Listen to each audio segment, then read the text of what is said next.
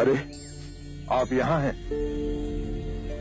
आज जब हम अपने शिष्यों से वार्ता कर रहे थे तो आपको वहां नहीं पाया। मैं वहां उपस्थित नहीं रहना चाहता। क्यों?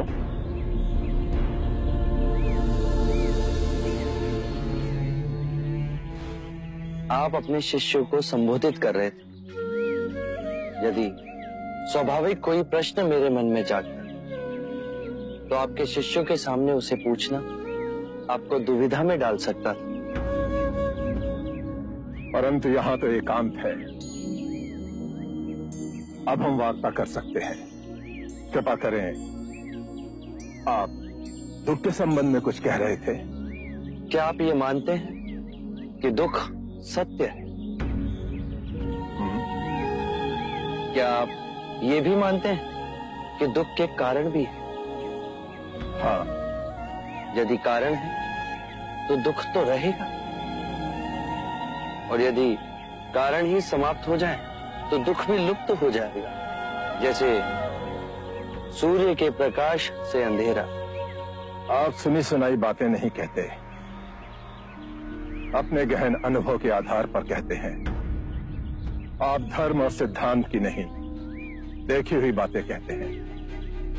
आपने कहा कि मुक्ति का मार्ग है अपने विवेक को जगाना और गूढ़ ध्यान में लिप्त हो जाना, जिससे मनुष्य स्वयं को और इस संसार को भली भांति समझ सकता है। परंतु एक प्रश्न है, ये जो सारी विधियां हैं, रीतियां हैं, पूजा पाठ हैं, क्या ये सब व्यर्थ है?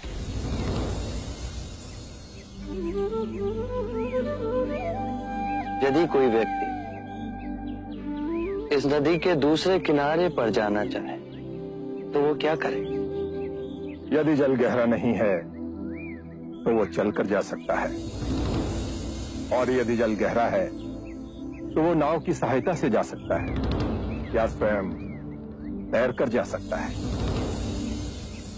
यदि वो चलना ना चाहे और ना ही तैरने को तैयार हो और ना ही नाव ले जाने को तैयार हो, और वो कहे कि मैं प्रार्थना करता हूं इस नदी का दूसरा किनारा स्वयं चलकर मेरे पास आ जाए, तब तो ऐसे व्यक्ति को मूर्ख कहेंगे, महामूर्ख।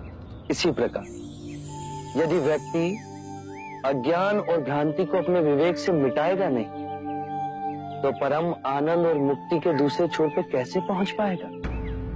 चाहे वो पूजा करे या अनुष्ठान या व्रत करे या किसी नीति पर चले, वो इस किनारे ही रहेगा।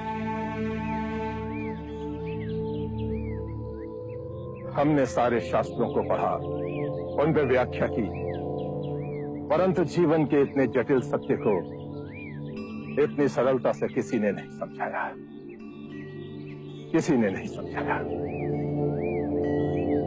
आप इस भटकती मानवता को परम ज्ञान का मार्ग दिखाएंगे। आप करुणा के सागर हो। हे बुद्ध, आप हमें अपना अनुयायी स्वीकार करें। बुद्धं शरणं गच्छामि।